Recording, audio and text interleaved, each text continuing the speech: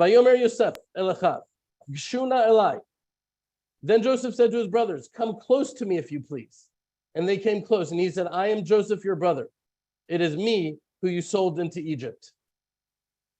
Now let's look at the Hebrew, because this is one of those verses that without the Hebrew, so much of the depth and the beauty is just impossible to understand. Because, as Rav Biederman explains, in the name of the Shem Mishmuel, that the words Achichem Asher Machartem are supposed to be read together. That's the clump, Achichem Asher Machartem. That Joseph was saying, I was your brother even when you sold me. In my mind, we were always brothers, even while you were selling me into slavery. So powerful, right? It's so clear why he was called Yosef HaTzadik, Joseph the Righteous. So great was his love for Am Yisrael, for his brothers, which is why perhaps it's one of the most important lessons of our times, as we see politics, particularly in Israel, becoming like the pendulum is swinging and people don't know how to make of it, and they're afraid and they're angry. That no matter how much we may vociferously disagree with each other, we are brothers nonetheless, and nothing can sever that bond. Now, are you ready for this reading? This will be the highlight for me. The word asher can be read as when, as we did above, but it can also mean because. Ani Yosef asher machartem oti mitzrayma. Right, I am Yosef because you sold me into slavery into Egypt. Did you catch that? Again, let's put on our 3D glasses for this, because the Torah, which is written by Hashem with the most sublime divine intelligence, it's multifaceted and multidimensional, and this can all be true at once. Yosef was saying to his brothers, I am now Yosef, with the position and the power of the viceroy of Egypt, because you sold me.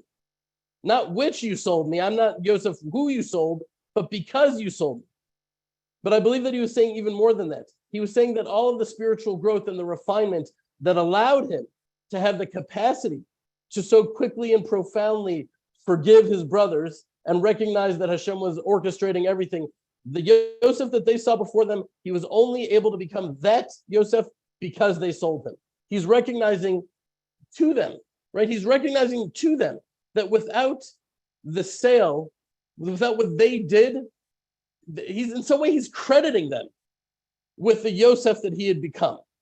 So he understood that all of the suffering not only created the situation which would provide salvation for the nation of Israel from death and starvation, but the suffering made him into who he needed to be in order to fulfill his mission in the highest way possible.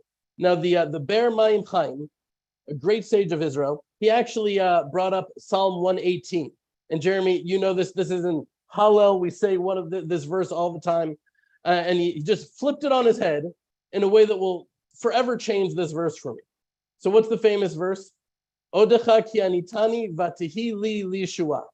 Jeremy, can you sing that as we sing in Hallel? You don't like it when I sing. You always scream at me. No, you're not going to do it?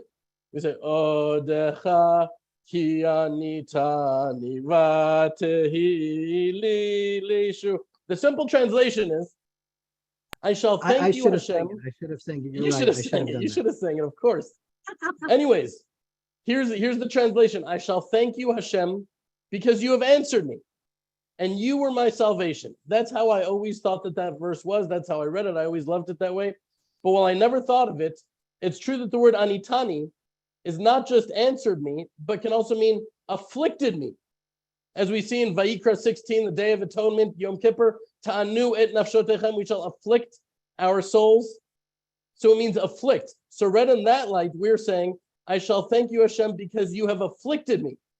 And that affliction was my redemption. Right? That's such a different reading of that verse. Is that beautiful?